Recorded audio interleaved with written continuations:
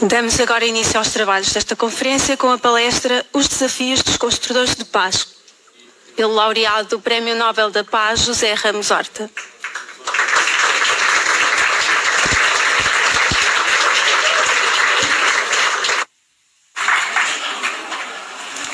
Bom dia, vou falar em português para os da língua inglesa ou língua espanhola acompanharão pela tradução. E não podia faltar vir aqui a Vila Nova de Gaia. Primeiro, um convite do Rui Marques, da Francisca, da Marta e Madalena, é irrecusável.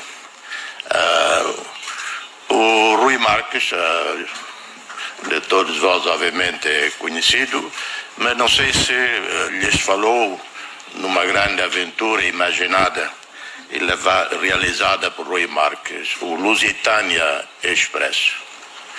Eu na altura não acreditava nada, achei maluquice completa e não acreditava porque a logística é tão complicada. E depois os perigos pelo caminho até Darwin, com o barco atravessar, seguir a rota antiga dos navegadores portugueses. E havia uma figura, uma personalidade grande, eu tenho visto na net, que é hoje o político mais respeitado em Portugal, ex-presidente, general Ramalhianos. Já imaginam, não é? Um ex-presidente português ali naquele barco também. E eu encorajava sempre jornalistas a irem a Timor, etc. Mas eu às vezes arrependia-me, porque eu tive uma experiência difícil em outubro de 75. Nós estávamos em vésperas da invasão de Timor pela Indonésia. Território isolado. E eu encorajava jornalistas a virem a Timor, apelava para virem a Timor. Um dia chega em Dili, dois jornalistas, Brian Peters e Malcolm Rennie, do canal 9 australiano. Já lá estava um outro grupo, canal 7, e eu levei o canal 9 para Balibó, para a fronteira. E estive lá 2 dias com eles. Entretanto recebi instrução para regressar a Dili para uma reunião.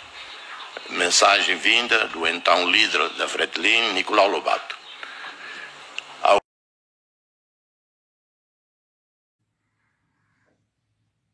Desenvolver bem um processo de reconciliação.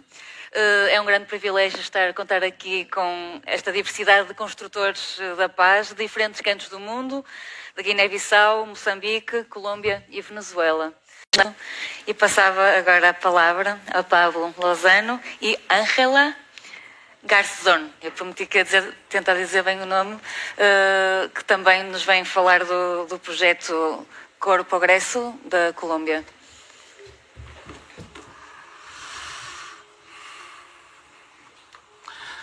Bueno, muy buenas tardes para todos. Iniciar por agradecer a Rui. Esperamos un momentico en el video, por favor, cuando le indique, por favor. Gracias. Inicialmente agradecer al Instituto, a Rui, por esta extraordinaria invitación, la cual nos hace a Progreso en participar y contar nuestra experiencia en Colombia en estos procesos de reconciliación y de ser constructores de puentes en nuestro país. Iniciar precisamente por contarles que en nuestro país pues he tenido la oportunidad a nivel personal de vivir 2 experiencias específicamente en procesos de reconstrucción y de paz.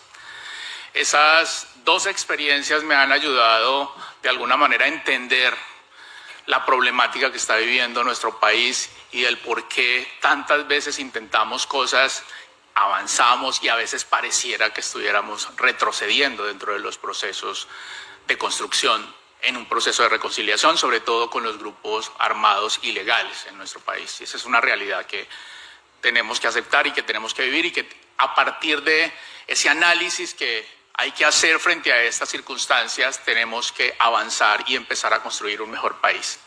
Le damos hacia atrás al video, todavía... ¿Ya pasó?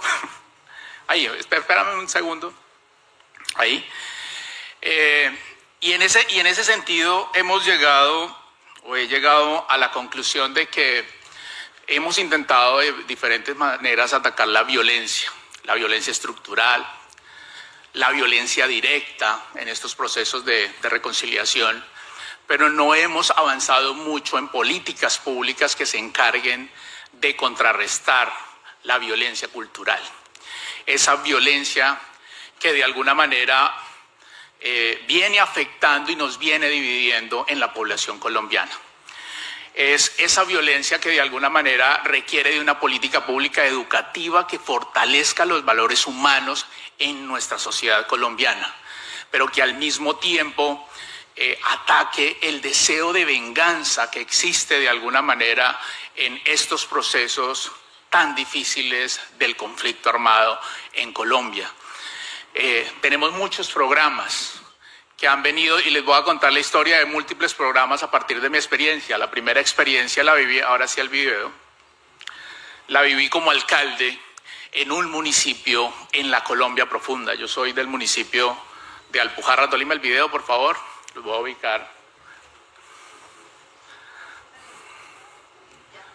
Ya, ahí nos ubicamos en Colombia, en el municipio de Alpujarra, Tolima, un municipio similar a los otros 1.101 municipios que han tenido que pasar una historia de conflicto. Un municipio de cordillera, de exuberante vegetación, de hermosos paisajes, de gente trabajadora, dedicada al cultivo del café, que se ha visto envuelta en medio de un conflicto entre el gobierno y los grupos al margen de la ley por intereses económicos, por intereses políticos. En términos generales, ahí podemos observar algunas imágenes de lo que fue el primer proceso de negociación que se adelantó en los años 90, comienzo de 2000, entre el presidente Andrés Pastrana y las FARC. En ese proceso hubo una zona de distensión, es decir, buena parte del territorio no entraba la seguridad ni el ejército en ese proceso de negociación, quedando la población a merced del ataque de las FARC en ese momento. Y ustedes pueden observar en las imágenes cómo estas poblaciones, en un solo día, por ejemplo, en este caso en Alpujarra, 40 municipios fueron completamente destruidos en la incursión bélica, secuestros, extorsiones, reclutamiento forzado, y por supuesto eso generó demasiada desconfianza en la población.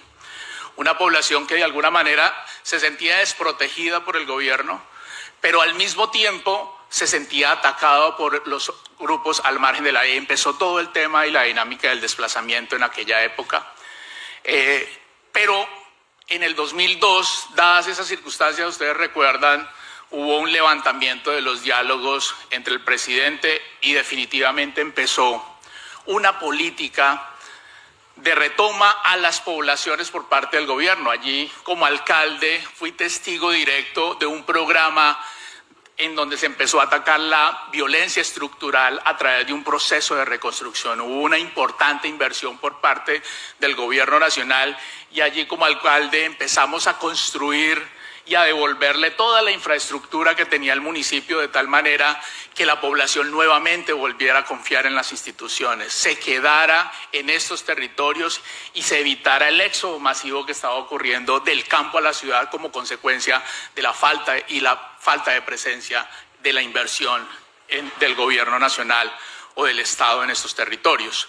Es decir, una vía de atacar la violencia estructural a través de la inversión en obras, en educación, en salud, en cultura, se intentó acompañado, obviamente, de un programa de seguridad en esos territorios.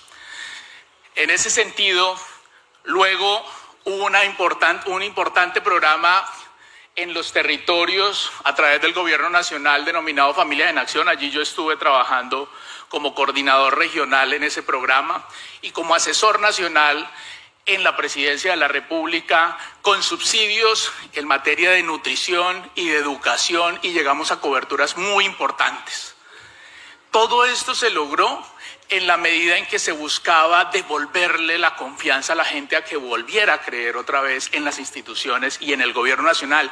Y estos son ejemplos en donde allí se puede ver claramente que se intentó en el momento diálogos sin eliminar el uso de la fuerza dentro de las negociaciones, pero luego se intentó hacer inversión social, atacando los problemas que tenía la población con inversión económica.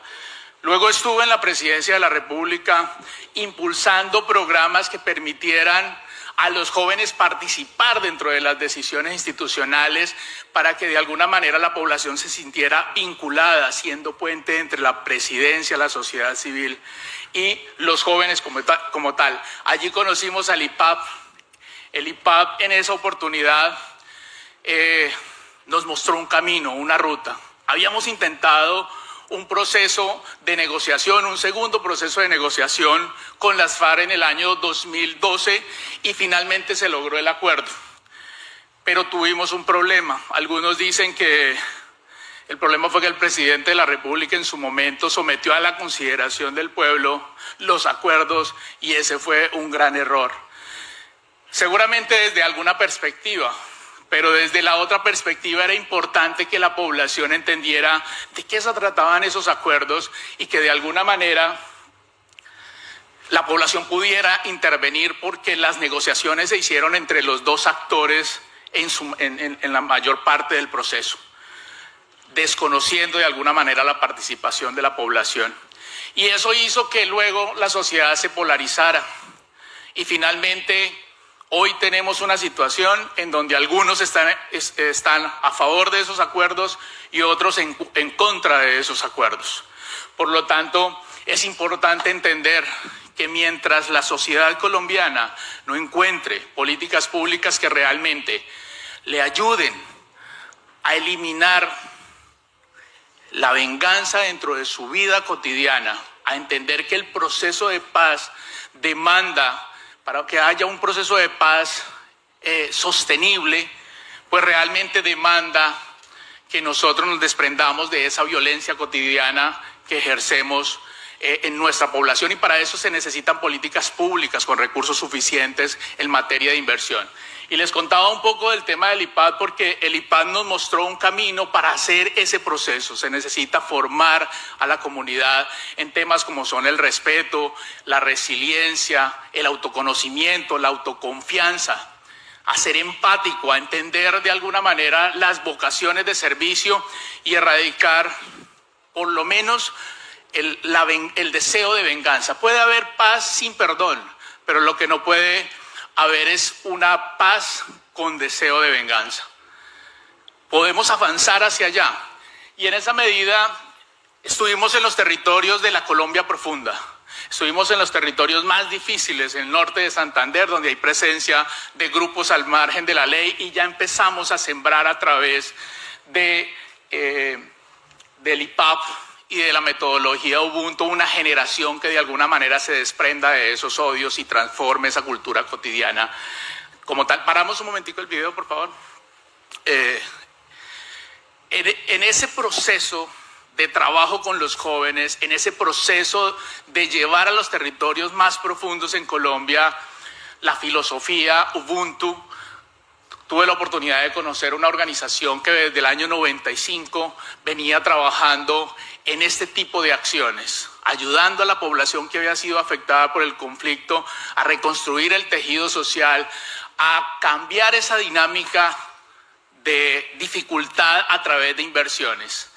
Y pude ser puente entre el instituto, entre el IPAP y la ONG Corprogreso. Hoy nos acompaña la directora, quien a ustedes les va a contar con detalle cuál ha sido esa experiencia de formación en territorios especialmente víctimas del conflicto armado, población que ha sido afectada precisamente como personas desplazadas que se han reubicado en estos territorios y que quieren de alguna manera recuperar sus vidas a través de un programa que busca atacar la violencia estructural que hay en estos territorios. Entonces, doctora Ángela nos va a cedo la palabra para que nos cuente. Muchas gracias.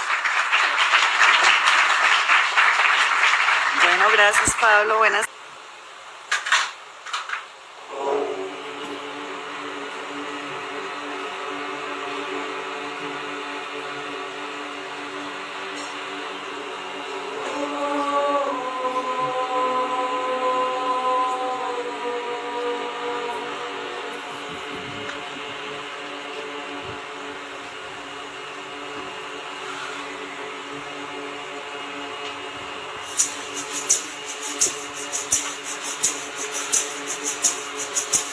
Baba yetu niye mbinguni, yetu amiga. Baba yetu